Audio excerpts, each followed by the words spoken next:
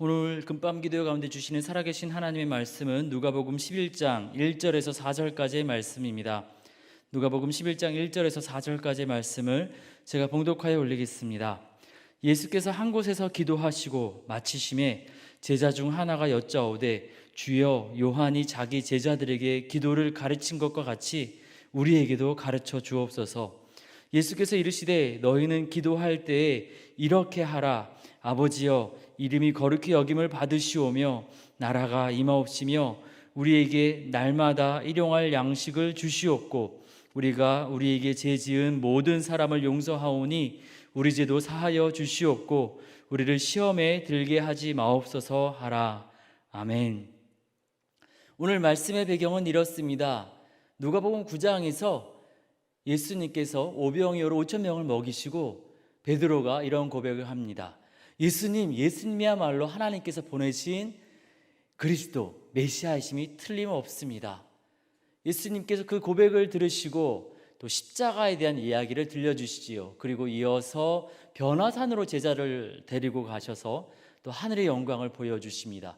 누가복음 10장에 가서는 또 우리 제자들로 하여금 파송하셔서 전도 여행을 하게 하시면서 놀라운 승리를 경험하게 하십니다. 제자들은 느끼기 시작했습니다. 우리 예수님 정말 대단한 분이구나. 정말 하나님께서 보내신 메시아임이 틀림없으시구나. 이러한 깨달음 가운데 오늘 말씀 누가복음 11장 1절에 한 제자가 예수님께 여쭙니다. 예수님, 세례 요한도 그 제자들에게 기도를 알려주었던 것처럼, 가르쳐 주었던 것처럼 우리에게도 기도를 가르쳐 주옵소서. 이 시대 신앙 공동체는 그들만의 공동 기도문이 있었습니다. 그 공동체의 리더가 꿈꾸는 바를 함께 바라보고 함께 기도로 하나의 공동체를 이루기 위해서 각각의 공동체마다 공동 기도문이 있었습니다. 세례 요한 같은 사람도 공동 기도문을 제자들에게 알려주었는데 세례 요한과 비교할 수 없는 메시아이신 우리 예수님, 그 예수님을 따르는 우리에게도 주님 기도문을 가르쳐 주십시오. 제자들은 부탁했던 것입니다. 제자들의 부탁 가운데 예수님께서는 오늘 우리가 알고 있는 주기도라 불리는 기도를 알려주십니다.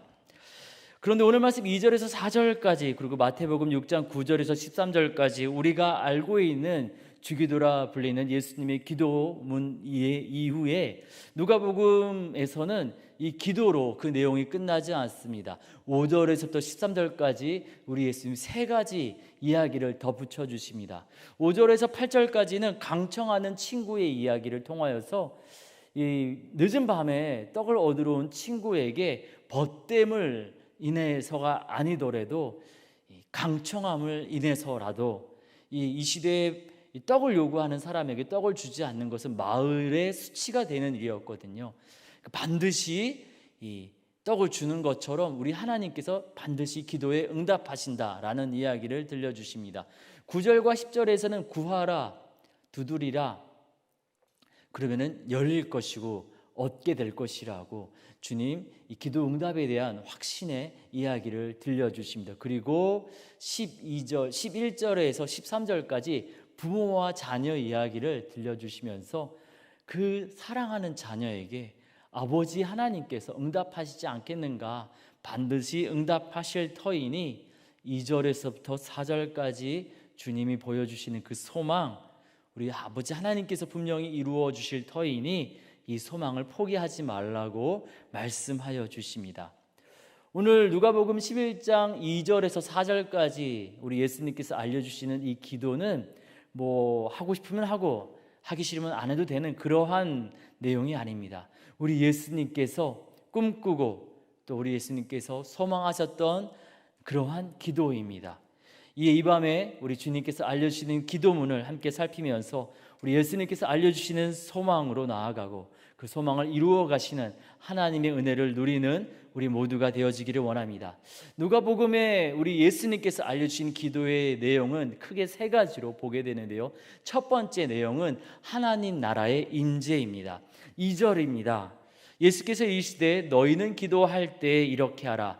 아버지여, 이름이 거룩히 여김을 받으시오며 나라가 임하옵시며. 이 첫 번째 내용을 한마디로 압축하면은 하나님 나라의 임재입니다. 영국의 종교개혁자이자 또 감리교의 창시자로 알려져 있는 웨슬리는 이러한 이야기를 했습니다. 하나님의 이름이 거룩하게 여김을 받기 위해서는 하나님의 나라가 임재해야 합니다. 하나님이 다스리는 하나님의 나라에서 하나님의 이름이 높임을 받는 것은 당연한 일입니다. 하나님의 이름이 거룩하게 여김을 받기 위해서 하나님의 나라가 임하는 것은 너무나도 필요한 것입니다. 하나님 나라의 모습이 과연 어떠하길래 우리 예수님께서는 하나님 나라의 임재를 위해서 구하라고 기도하라고 말씀하셨을까요? 누가복음 4장 18절과 19절에 보면은 우리 예수님께서 꿈꾸시고 또 바라셨던 하나님의 나라가 그려져 있는데요. 제가 읽어드리도록 하겠습니다. 이는 가난한 자에게 복음을 전하게 하시려고 내게 기름을 부으시고 나를 보내사 포로된 자에게 자유를, 눈먼 자에게 다시 보게 함을 전파하며 눌린 자를 자유롭게 하고 주의 은혜의 해를 전파하게 하려 하심이라. 가난한 자, 힘겨운 자가 복음을 듣고 포로된 자가 자유를 누리고 눈 멀었던 자가 다시 보게 되고 눌린 자가 자유를 누리며 모든 사람이 하나님의 은혜를 누리는 것이 바로 하나님의 나라라고 우리 예수님 알려주십니다. 이사야 선지자는 이 하나님의 나라를 이렇게 설명하고 있습니다. 이사야서 65장 25절의 말씀입니다. 이리와 어린 양이 함께 먹을 것이며 사자가 소초로 즙을 먹을 것이며 뱀은 흙을 양식으로 삼을 것이니 나의 성산에서는 해함도 없겠고 상함도 없으리라. 모든 사람이 함께 더불어 살아가면서 상함도 해함도 없고 차별도 서름도 눈물도 없는 그러한 나라가 바로 하나님의 나라입니다.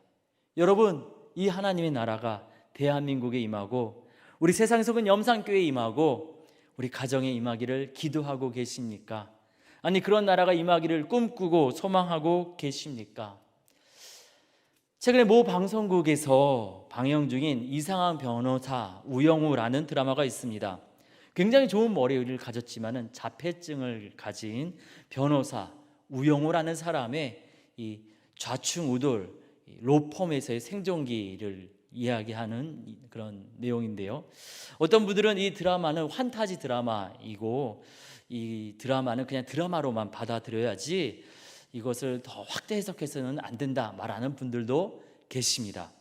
특별하게 포장된 장애를 대중이 받아들이게 되면은 장애에 대한 오해와 편견이 커질 수 있다라고 지적하는 분들도 계십니다. 이 드라마가 완벽하다, 옳다 이러한 이야기라기보다는 저는 이 드라마와 더불어서 이 드라마의 작가인 문지연이라는 사람을 또 보게 되었는데요. 이 문지연 작가의 이전 작품이 영화 증인이었습니다. 정우성과 김향기 배우가 출연했던 영화인데요. 이 살인사건의 목격자가 자폐 소녀라는 이 특별한 상황 속에서 돈만 밝히던 변호사와 또 세상 앞에 무엇인가 말하고 싶었던 자폐 소녀가 서로 만나게 되면서 처음에는 마음 문을 닫고 서로 무시하고 외면했지만 서로 만나는 가운데 서로를 이해하게 되고 돌아보면서 선한 영향력을 주게 된다는 그러한 영화였습니다. 평점이 9.16, 좋은 평가를 받았던 영화인데요. 이 문지연이라는 작가는 증인이라는 영화와 그리고 또 최근에 방영 중인 이상한 변호사 우영우라는 드라마를 통해서 한국 사회에 계속해서 외치고 있습니다. 약한 사람과 강한 사람이 더불어서 함께 행복하게 살아가는 세상, 신체적인 장애, 정신적인 장애가 있는 사람과 또 그런 장애가 없는 사람이 서로를 존중하고 도우면서 함께 행복하게 살아가는 세상, 그런 세상을 꿈꾸면서 그런 나라가 임하도록 함께 노력합시다 외치고 있습니다. 잘은 모르지만 문지연 작가가 꿈꾸는 나라와 우리 예수님께서 임하기를 원하셨던 하나님 나라, 이사야 선지자가 외치는 그 하나님 나라가 비슷한 부분이 있는 것 같습니다.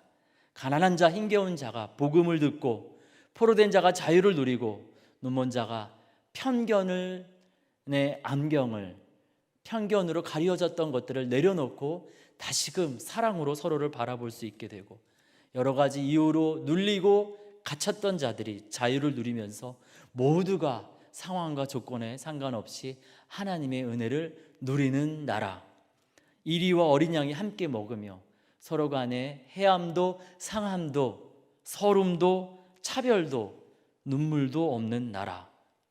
이 드라마를 보면서 또 웃는 것에서 또 분석하고 비판하는 것에서 끝나지 않고 적어도 우리 예수 믿는 사람들은 예수님께서 알려주신 이 기도를 따라서 그러한 하나님의 나라가 우리 가운데 임하기를 기도해야 될 줄 믿습니다.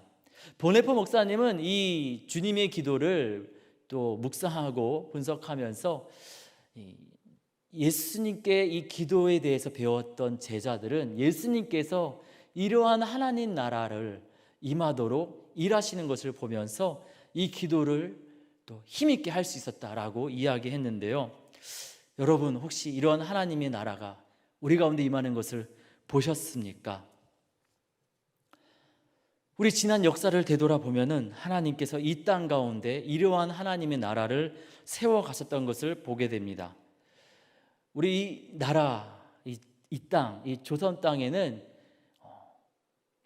조선 시대 때 양반, 중인, 상인, 천민이라는 이 계급이 있었습니다. 100여 년 전에는 여성의 의견은 중요하지 않았습니다. 여성에게 투표권은 주어지지 않았습니다. 모든 사람이 계급으로 나뉘어져 있지 않고 평등하게 대접받고 공평한 기회를 누리고 여성에게도 그 의견을 물어보면서 모두의 의견이 동등한 가치를 가지는 이 투표라는 것을 실시하게 된다는 것은 100여 년 전, 200여 년 전에는 환타지에 불과한 그러한 상상할 수 없는 그러한 이야기였습니다. 그런데 우리 예수님의 피 묻은 복음이 이 땅 가운데 들어오고 그 예수님을 주로 고백하는 가정마다 예수님을 주로 고백하는 교회마다 주님이 알려주신 이 기도를 드렸을 때 이 기도를 들으신 하나님께서 응답하시어서 계급사회로 눌리고 서름과 아픔과 차별이 있던 이 나라 가운데 놀라운 하나님의 역사를 베푸사 계급사회를 무너뜨리시고 여성의 의견도 소중하게 받아들이면서 모두에게 투표할 수 있는 기회를 허락하셨습니다. 2022년의 한국 사회는 역사를 되돌아볼 때 하나님 나라가 임하는 것을 온전하게 임한 것은 아니지만 하나님의 나라가 이루어져 가는 것을 목격한 사회입니다. 그래서 예수님께서 하나님 나라 이루어 가시는 것을 보았던 제자들처럼 우리도 힘있게 주님의 기도, 하나님 나라의 임재를 위해서 기도할 수 있습니다. 우리 하나님은 양반, 상민, 중인, 천민의 이 계급 사회를 무너뜨리시고 여성에게 투표권을 허락하시면서 하나님 나라를 이루어 가시고 계시는데 또다시 또 이 다른 계급이 이 시대에 다시금 등장하고 있습니다. 학력, 재력, 인맥, 없어졌던 차별과 또 편가르기가 다시금 등장하고 있습니다.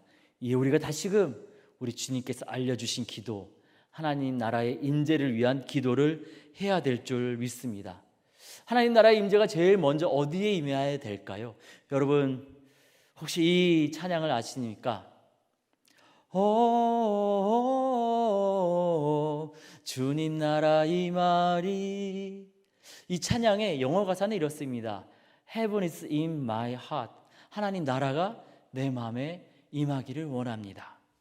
하나님 나라가 먼저 우리 마음에 임해야 합니다.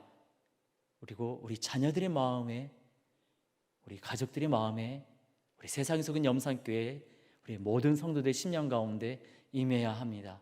우리가 자녀들을 위해서 기도를 많이 합니다. 성적, 입학, 취업, 또 결혼, 그 모든 것들을 위해서 기도해야 되고 그보다 먼저 하나님의 나라가 우리 자녀들의 심령 가운데 임하는 것을 기도해야 합니다. 그래서 나중에 좋은 성적 나왔을 때, 나중에 입학하였을 때, 취업하였을 때, 결혼하였을 때 하나님의 위로와 기쁨을 누릴 것이 아니라 지금 오늘 이 시간 하나님 나라가 그들의 마음에 임함으로 하나님의 나라의 임재로 인하여서 오늘 이 순간 행복을 누리는 우리의 자녀가 되게 해달라고 우리가 기도해야 될 줄 믿습니다. 지금 이 중고등부 수련회가 진행하고 있는데요, 이번 교회학교의 수련회와 모든 또 모임들 가운데 하나님 나라가 임하고 우리의 자녀들이, 우리의 다음 세대가 하나님 나라를 경험하게 해달라고 우리가 기도해야 될 줄 믿습니다. 하나님 나라가 임하게 하옵소서. 이 나라에, 우리 세상에서 온 염산교회, 우리 가정에, 특별히 우리 자녀들과 우리 교회의 다음 세대 가운데 하나님 나라가 임하게 하여 주시옵소서. 기도하며 나아가는 저와 여러분 우리 모두가 되어지기를 원합니다. 두 번째로 우리 주님이 알려주신 기도의 두 번째 내용은 일용할 양식을 주옵소서입니다. 3절입니다. 우리에게 날마다 일용할 양식을 주시옵고. 근래에 적지 않은 사람들은 주기도문의 이 두 번째 부분, 일용할 양식에 대한 부분을 생존에 필요한 육체적인 양식으로 해석하기도 했습니다. 그래서 잠언 30장 7절, 8절, 9절에 나와 있는 아굴의 기도를 많이 인용하기도 했죠. 부하게도 가난하게도 하지 마옵소서. 부하여서 하나님 모른다고 할까봐, 가난해서 하나님의 이름을 수치스럽게 할까봐 두려웠습니다. 필요한 것으로 먹이어 주시옵소서. 날마다 우리에게 필요한 것을 공급하시는 그 하나님과 동행하기를 원합니다 라는 기도로서 해석하기도 합니다. 어떤 사람들은 우리에게 일용할 양식을 주시옵고 했기 때문에 나만을 위한 양식이 아니라 우리를 향한 양식, 오늘날에 충분히 하나님께서 우리 가운데 먹을 것을 주시고 계시지만 우리의 욕심과 가소비 때문에 여전히 굶주리고 있는 이 땅의 안타까운 상황을 향한 이 분배, 배분의 문제에 대한 깨달음을 주시는 주님의 기도로 바라보는 사람들도 있습니다. 다 맞는 말씀이라 생각합니다. 그런데 이 부분에 대해서 또 이 논문들을 찾아보면서 예수님께 직접 배웠던 제자들, 또 그 제자들에게 배웠던 초대교회 지도자들은 이 일용할 양식을 육체적인 양식으로 제한하기보다 영적인 양식으로 해석했다라는 것을 알게 되었습니다. 우리 예수님께서 떡과 잔을 나눠주시면서 내 살과 피라, 영적인 부분으로 말씀해 주셨죠. 그래서 많은 사람들은 예수님께서 알려주신 기도, 일용할 양식을 영적인 양식으로 받아들였습니다. 그리고 특별히 이 헬러, 그리스어의 의미에서도 육체적인 양식으로 해석하기에 조금 어려운 부분들이 있습니다. 일용할이라고 번역된 이 헬러, 그리스어 에피우시오스의 뜻을 직역하면은 내일에 다가오는 이런 뜻입니다. 이 누가복음 11장 3절을 직역하면 이렇게 되는 것이지요. 날마다 내일의 양식을 주시옵고. 마태복음 6장 11절을 직역하게 되면은 이렇게 됩니다. 오늘 우리에게 내일의 양식, 다가오는 양식을 주시옵고. 오늘 우리에게 오늘의 양식을 주시옵고 해야지 이 육체적인 양식으로 해석하기에 더 이렇게 자연스럽지 않습니까? 그런데 내일의 양식, 다가오는 양식, 이렇게 이야기하게 되면 좀 뭔가 좀 어색합니다. 그래서 사람들 간에 논란이 있었던 것이죠. 이 부분을 육체적인 양식이라기보다는 내일 장차 경험하게 될, 우리가 저 천국에 들어가서 경험하게 될 그 하나님 나라의 양식, 천국의 기쁨으로 또 영적인 양식으로 해석하게 되면은 매끄럽게 이해가 되고 문맥도 자연스럽습니다. 육체적으로 양식으로 해석하기에 조금 어려운 부분이 누가복음과 마태복음에서 우리 예수님께서 이 주기도를 알려주시기 전에 앞과 뒤에서 무엇을 먹을까 무엇을 마실까 염려하지 말라고 분명히 말씀하셨기 때문입니다. 특별히 누가복음에서는 이 11장에서 이 기도를 알려주시기 전에 9장에서 우리 예수님께서 오병이어로 5천 명을 먹이시고 또 10장에서 제자들 파송하시면서 먹을까 봐 염려하지 말고 가는 동네에 가서 또 대접받으라 말씀하셨거든요. 먹을 거 마실 거 염려하지 말라 하셨기 때문에 이것을 육체적인 양식으로 해석하기에 조금 어색한 부분이 있습니다. 영적인 양식, 또 하늘의 기쁨, 천국에 우리가 들어갔을 때 누리게 될 기쁨이라고 해석하게 되면은 좀 더 자연스럽습니다. 우리가 믿음의 사람으로 예수께 속한 사람으로 이 땅에서 살아갈 때 천국의 기쁨, 영적인 양식은 매일매일 필요하기 때문입니다. 배부른 자도 부자도 필요하고요, 가난한 자도 필요합니다. 부자는 부자이기 때문에 영적인 양식이 필요하고, 이 땅에서 가난한 사람은 그 하늘 양식, 천국의 소망이 없으면 견딜 수 없기 때문에 또한 이 영적인 양식이 필요합니다. 하늘의 기쁨, 이 영적인 양식이 날마다 공급되지 않는다면은, 우리가 영적으로 굶주려 있게 된다면은, 우리는 이 땅에서 하나님 나라의 백성으로, 예수께 속한 사람으로, 구별된 믿음의 사람으로 살아갈 수 없게 됩니다. 우리로 하여금 예수님의 사람으로 살 수 있도록 영적인 양식이 매일매일 우리에게 공급되어져야만 합니다. 그렇기 때문에 내일의 양식, 다가오는 양식을 일용할 양식이라고 번역하는 것은 참으로 옳은 번역일 것입니다. 여러분, 혹시 이 찬양 아십니까?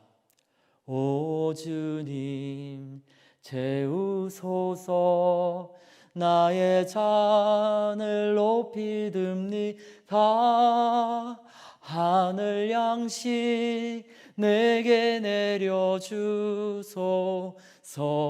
넘치도록 채워주소서. 나에게, 그리고 내 사랑하는 우리 가족들에게, 우리 자녀들에게, 우리 아내와 남편, 우리 교회 다음 세대, 이 거친 세상을 살아가는데 하늘 양식은 너무나 필요합니다. 하늘 양식으로 우리를 채워주시옵소서. 떡으로만 살 것이 아니라 하늘의 기쁨으로, 천국의 기쁨으로, 천국의 소망으로 살게 하여 주시옵소서. 이 땅의 떡으로만 살 것이 아니라 말씀과 기도로 날마다 주의 위로와 소망 가운데 살게 하여 주시옵소서. 우리 함께 같이 기도하며 나아가는 저와 여러분이 모두가 되어지기를 원합니다. 우리 예수님께서 알려주신 기도의 세 번째 내용은 용서하게 하시고 용서하여 주시옵소서입니다. 4절 말씀입니다. 우리가 우리에게 죄지은 사람을 용서하여 하오니, 우리가 우리에게 죄지은 모든 사람을 용서하오니 우리 죄도 사하여 주시옵고 우리를 시험에 들게 하지 마옵소서 하라. 이 본문에서 우리가 우리에게 죄지은 모든 사람이라 할 때, 우리에게 죄지은 사람이라고 번역할 때 그 죄라고 사용된 헬라어는 오페일레마라는 단어로 빚졌다 했을 때 쓰는 단어입니다. 또 우리 죄도 사하여 주시옵고 할 때, 우리 죄 할 때 우리 죄는 이 우리가 잘 알고 있는 하마르티아입니다. 하나님 앞에 범죄했다, 이런 단어이죠. 마태복음에서는 우리에게 범죄한 사람 할 때도 오페일레마, 또 우리가 하나님께 용서를 구할 때 우리의 죄라고 할 때도 오페일레마라는 단어를 쓰고, 누가복음에서는 우리에게 잘못한 것은 오페일레마, 그리고 하나님 앞에서 용서를 구할 때는 하마르티아, 이렇게 두 가지 단어를 사용하고 있습니다. 사람에게 빚졌다라는 뜻의 오페일레마와 하나님 앞에서 범죄했다라는 하마르티아, 관역에서 벗어났다라는 이 단어를 같이 마태복음 또 누가복음에서 혼용해서 쓰는 이유는요, 이 시대 유대인들이 이 두 가지 단어를 같은 의미로 사용했기 때문입니다. 하나님 앞에서 죄 지었다라는 것을 이때의 유대인들은 하나님 앞에서 빚졌다라고 이야기했습니다. 왜냐하면은 죄를 용서할 때에 빚을 탕감해 주는 것처럼 희생과 대가가 필요하기 때문입니다. 1만 달란트 탕감하는 것은 1만 달란트 내가 포기하는 거거든요. 하나님이 우리를 용서하시는 것도 하나님께서 포기하시는 것이 있다라는 겁니다. 정말 그렇지요? 우리를 용서하시기 위해서 하나뿐인 아들 예수님을 십자가에서 죽이셔야만 했습니다. 그래서 용서는 쉽지 않습니다. 대가, 희생이 필요하거든요. 그런데 오늘 말씀 보면은 예수님께서 알려주신 기도의 내용이 마치 우리가 먼저 용서하고 우리가 용서하는 모습을 보았을 때 하나님이 용서하시는 것처럼 보입니다. 우리의 용서가 먼저 선행되는 것처럼 보입니다. 근데 우리에게 용서가 먼저 선행하는 게 아니라 하나님의 용서가 먼저 시작되는 거잖아요. 이 성서학자들은 그래서 이 마태복음 18장에 나오는 1만 달란트 비유를 이 토대로 우리 예수님께서 이 기도를 알려주시는 것이라 이야기합니다. 다 이 내용 아시지요? 1만 달란트 빚진 자가 먼저 용서를 받았습니다. 용서를 받은 다음에 이제 집으로 돌아가는 도중에 100데나리온 빚진 친구를 만나게 되죠. 그런데 자기는 1만 달란트 용서 받았는데 이 감사한 기쁨과 은혜를 잊어버린 채 100데나리온 빚진 자 친구를 옥에 가두어 버립니다. 한 달란트가 6천 데나리온이기 때문에 1만 달란트를 하면은 6천 데나리온입니다. 6천 데나리온을 용서받았는데 이 사실을 망각한 채 100데나리온 빚진 자를 감옥에 가두어 버리더라는 겁니다. 이 이야기를 들은 임금이, 이 사실을 알게 된 주인이 1만 달란트 용서해 준 그 사람을 불러다가 옥에 가두고 그 빚을 다 갚게 하였다라는 이야기입니다. 우리가 우리에게 죄 지은 모든 사람을 용서하오니 우리 죄도 사하여 주시옵고라는 말은 우리가 이미 하나님께 용서받은 자로 우리도 우리의 이웃을 용서하겠사오니 우리에게 빚진 100데나리온 그 빚진 자들을 용서하겠사오니 우리를 용서해 주십시오라는 기도입니다. 우리가 남을 용서하면서 우리 각자 자신이 하나님께 용서받아야 할 자라는 것, 그리고 이미 용서받은 자라는 것을 기억하는 기도인 것이지요. 베드로가 예수님의 수제자라고 불렸던 베드로가 마태복음 18장에서 예수님께 질문을 합니다. 예수님, 몇 번까지 용서해야 될까요? 저는 예수님의 제자인데 다른 사람들과 달리 한 몇 번까지 용서하면 괜찮을까요? 우리 예수님 뭐라고 말씀하시죠? 베드로는 먼저 이렇게 질문했습니다. 한 7번쯤 용서하면은 세상 사람들과 좀 달리 예수님의 제자답겠습니까? 예수님 뭐라고 말씀하십니까? 7번씩 70번이라도. 무슨 말입니까? 무한대로 어떤 사람이든 용서하라는 겁니다. 어떻게 그렇게 용서할 수 있습니까? 어떻게 손영원 목사님처럼 자신의 아들을 죽인 그 살인자를 용서하고 양자로 삼아서 그의 미래를 위해 축복하며 기도할 수 있겠습니까? 우리가 1만 달란트 빚진 자처럼 때마다 시마다 우리가 이미 용서받았다라는 것을 잊어먹게 될 때에는 우리는 우리에게 100데나리온 빚진 자를 용서하기 어렵습니다. 1만 달란트 용서받았다라는 것, 또 우리가 용서받아야 된다라는 것, 그것을 잊을 때에는 우리에게 소소한 잘못한 사람들, 또 우리에게 큰 잘못을 한 사람들, 크던 작던 용서하기 어렵습니다. 희생과 대가를 지불하기 너무나 어렵습니다. 그러나 이미 1만 달란트 용서받았고 또 용서받아야 함을 기억하면서 기도할 때 하나님의 은혜와 사랑 가운데 우리는 우리 예수님께서 우리를 초대하시는 용서의 나라로 들어가게 됩니다.